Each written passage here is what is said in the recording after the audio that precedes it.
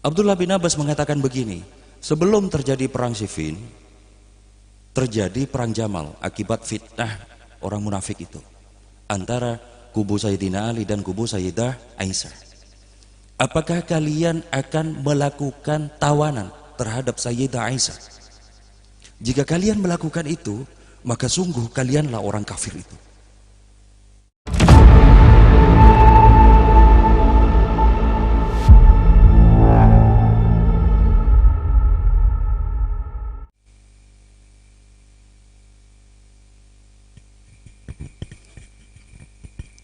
Assalamualaikum warahmatullahi wabarakatuh.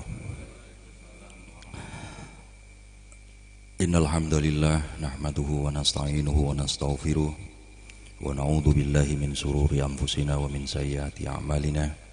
May yahdihillahu fala mudhillalah wa may yudlil fala hadiyalah. Asyhadu an la ilaha illallah wa asyhadu anna Muhammadan abduhu wa rasuluh la nabiyya ba'dah. Allahumma sholli wa sallim wa barik ala sayyidina maulana Muhammad wa ala alihi wa ashabihi wa ummatihi wa man tabi'ahu bi ihsan ila yaumiddin. Assalatu wassalamu alayka ya nabiyallah, assalatu wassalamu alayka ya rasulullah, assalatu wassalamu alayka ya habiballah, assalatu wassalamu alayka ya safiyallah, assalatu wassalamu alayka ya sahibas syafa'ah. Amma ba'du.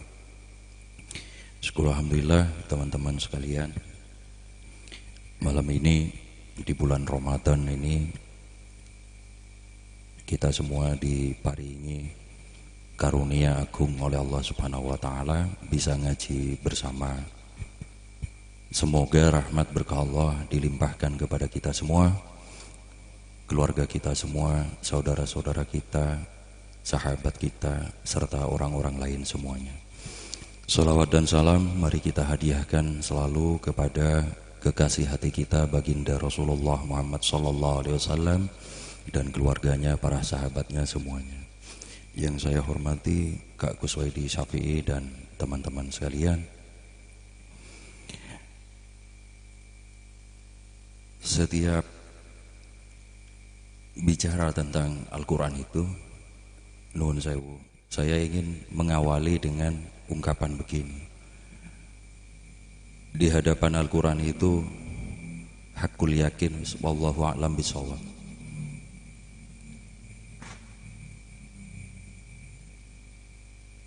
Al-Quran itu nyamudrani, bagaikan umpama kita mendapat satu keterangan, satu ilmu tafsir misal. Malam ini bagaikan kita berenang di pantai itu, berenang ke tengah laut, katakanlah berenang 10 meter. Lalu dari posisi 10 meter itu kita melihat ke pantai, kita akan melihat banyak sekali, banyak hal di pantai, banyak sesuatu. Lalu kita menceritakan, mengatakan sesuatu tentang pantai itu begini, begitu, begini, begitu. Di suatu masa kita bertambah ilmunya tentang Al-Quran itu. Bagaikan kita bertambah ke tengah, berenang 50 meter misal. Maka ketika dari posisi 50 meter tadi kita menghadap pantai, pantai itu terlihat begitu lebih luas lagi. Lalu kita mengatakan pantai itu begini begitu. Agak berbeda atau bahkan berbeda dengan apa yang kita katakan ketika kita berada di posisi 10 meter tadi. Lalu ini imaji saya nggih. Lalu saya membalikkan badan di posisi 50 meter itu. Ternyata lautan itu, samudra itu amat sangatlah luas, amatlah sangat luas, dan saya nggak tahu apapun tentang itu.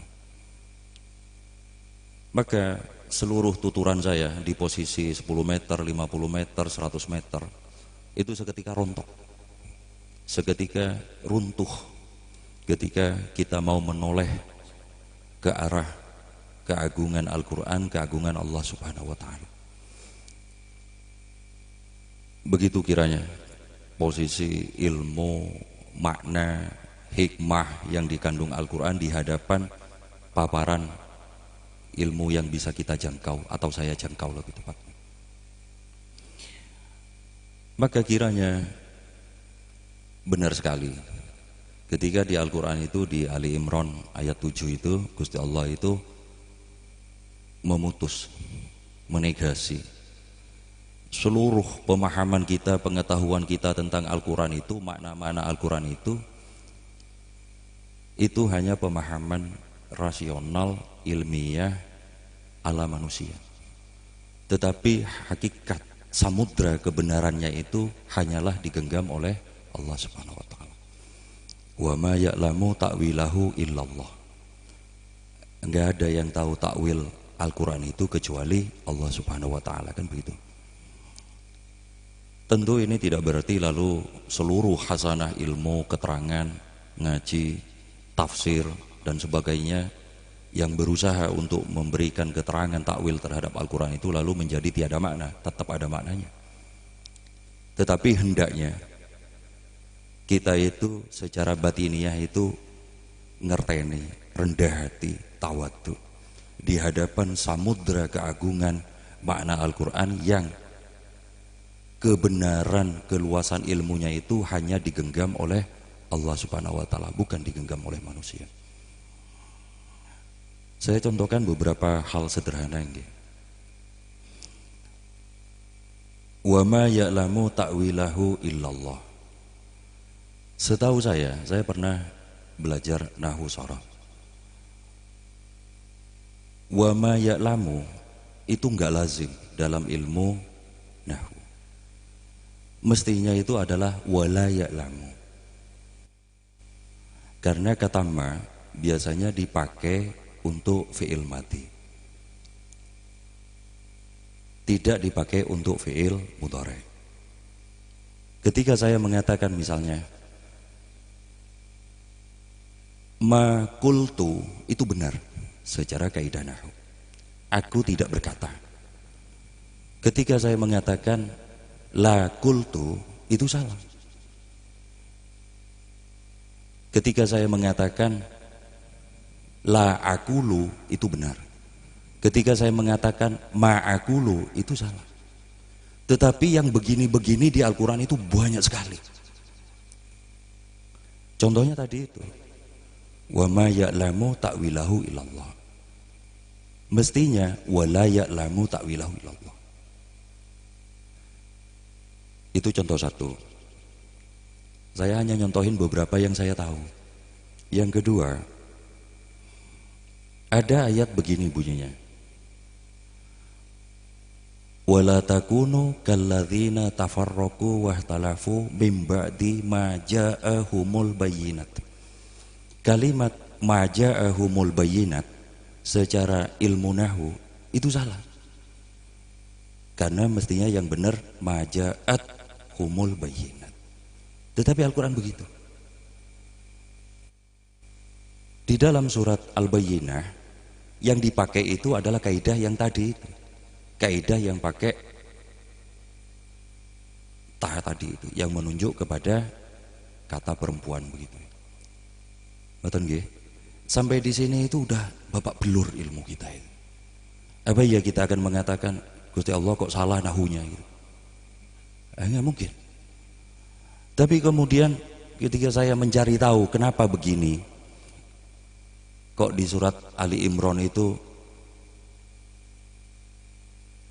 maja'ahumul bayyinat, tapi di surat Al-Bayyinah itu bunyinya begini,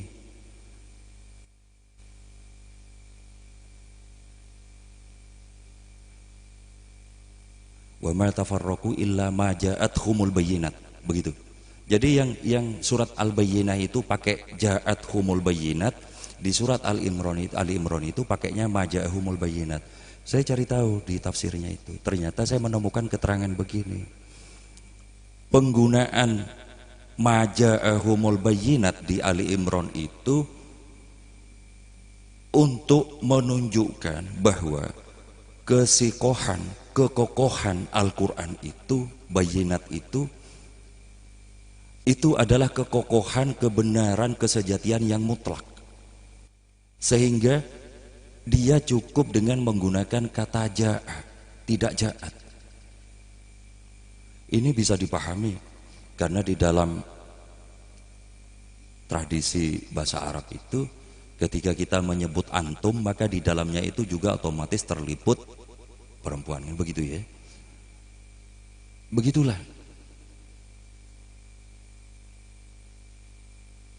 keunikan, keluar biasaan, dan bahkan sampai pada level kita seyogyanya menakjubi Al-Quran itu sedemikian rupa. Itu baru pada satu perkara kecil seperti ini. Perkara-perkara besar lainnya wis wallahu a'lam. Paling banter kita kan hanya bisa begini penyimpulannya, begitu penyimpulannya, begini penyimpulannya. Adanya kesadaran seperti ini di dalam berdialog, berkomunikasi dengan Al-Quran itu saya rasa menjadi prinsip yang sangat penting dan mendasar, karena akan menghadirkan sifat tawadhu pada diri kita terhadap kemahakuasaan Allah, terhadap keagungan Al-Quran, sehingga Al-Quran itu lalu benar-benar bisa menjadi hudan bagi hidup kita. Bukannya kita nuwun sewu, kita justru menunggangi ayat-ayat Al-Quran untuk menasheh 1, 2, 3 kepentingan duniawi kita. Maka memang harus hati-hati, harus tawadhu, rendah hati terhadap Al-Quran. Di antara jalannya ya tentu saja berguru kepada orang yang ahlinya, kan begitu. Teman-teman sekalian, di dalam sejarah Islam itu, ya, sejarah awal Islam itu, ketika Sayyidina Ali bin Abi Thalib itu ditebas oleh Abdurrahman bin Muljam, Abdurrahman bin Muljam itu memekikkan satu ayat di dalam Al-Quran. Ayatnya ini, wa minan nasi may yasri nafsahu tigha'a mardatillah wallahu raufum bil ibad. Gitu. Jadi usai menebas tengkuknya Sayyidina Ali itu, Abdurrahman bin Muljam itu memekikkan ayat itu, dapatlah kita sebut sebagai proklamasi bahwa dia ini menabalkan dirinya sebagai orang yang menukar hidupnya untuk mencari ridha Allah Subhanahu wa taala. Begitu. Mungkin pada konteks zaman kita hari ini ada sedikit orang yang ketika melakukan tindakan-tindakan keras, kasar, bom bahkan gitu kepada orang lain, mereka itu sedang merasa menukar hidupnya di dunia itu untuk semata mendapatkan ridha Allah Subhanahu wa taala sesuai bunyi ayat tersebut. Padahal jelas kita ngerti, Kanjeng Nabi telah dawuh bahwa kelak engkau akan mati syahid dan pembunuhmu adalah seburuk-buruknya manusia, kan begitu tuturan Kanjeng Nabi tentang orang yang nantinya membunuh Sayyidina Ali bin Abi Thalib.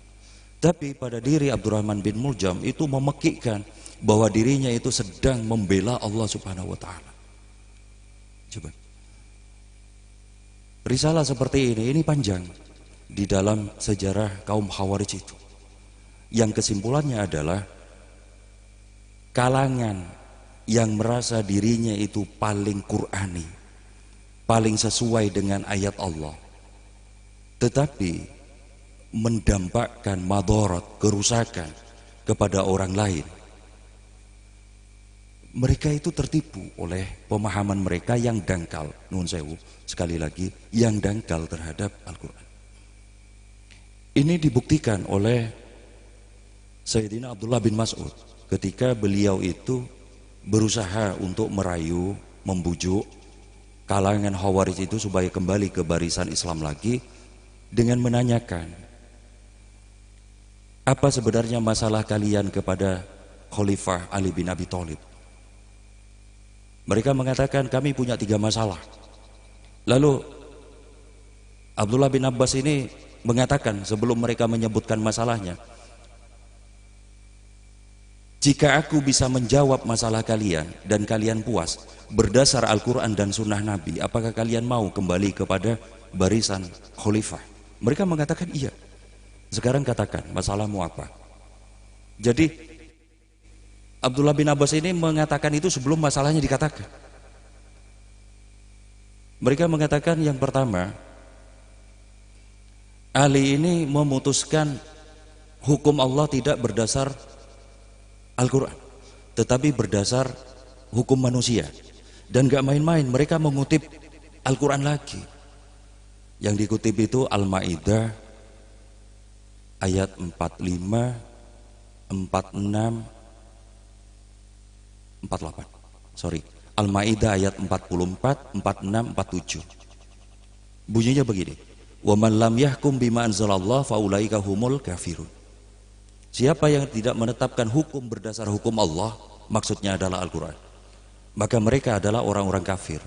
Maka kaum Khawarij ini dengan enteng mengatakan, karena Ali ini memutuskan perkara damai dengan Muawiyah dalam perang Siffin itu tidak menggunakan Al-Quran menurut mereka, maka Ali ini adalah kaum kafir, dan kaum kafir itu harus diperangi. Begitu menurut mereka. Lalu Abdullah bin Mas'ud menjelaskan, di dalam Al-Quran itu ada 2 ayat yang membolehkan tahkim, perwakilan untuk rembukan masalah itu. Yang pertama, ayat tentang orang yang sedang pakai baju ihram lalu membunuh hewan buruan, maka dia kan harus membayar kafarat. Nah, ukuran kafarat ini ditetapkan oleh hakim itu tadi, perwakilan tadi. Itu pertama. Yang kedua, di dalam Al-Quran juga dikatakan suami istri jika berselisih, berseteru dan tidak bisa damai, maka diperbolehkan bagi pihak suami dan istri untuk mengutus utusan untuk memutuskan perkara mereka. Lalu Abdullah bin Mas'ud mengatakan, jika perkara hewan kurban dan perkara rumah tangga diizinkan oleh Allah untuk menunjuk perwakilan, apalagi perkara umat Islam, hidup matinya umat Islam antara kubu Sayyidina Ali dan kubu Muawiyah. Bukankah itu jauh lebih mesti bisa dilakukan? Apa kalian puas? Begitu kata Abdullah bin Abbas. Mereka menjawab, iya kami puas. Lalu katakan yang kedua, ini ada 3 perkara yang menjadi masalah kaum Khawarij. Sekarang katakan yang kedua.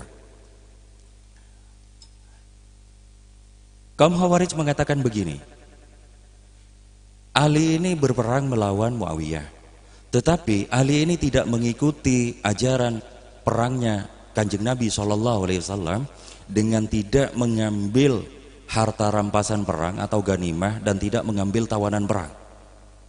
Begitu menurut mereka. Berarti Ali ini telah kafir.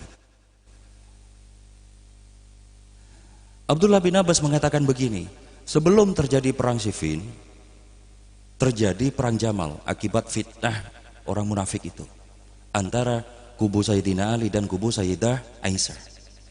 Apakah kalian akan melakukan tawanan terhadap Sayyidah Aisyah? Jika kalian melakukan itu, maka sungguh kalianlah orang kafir itu.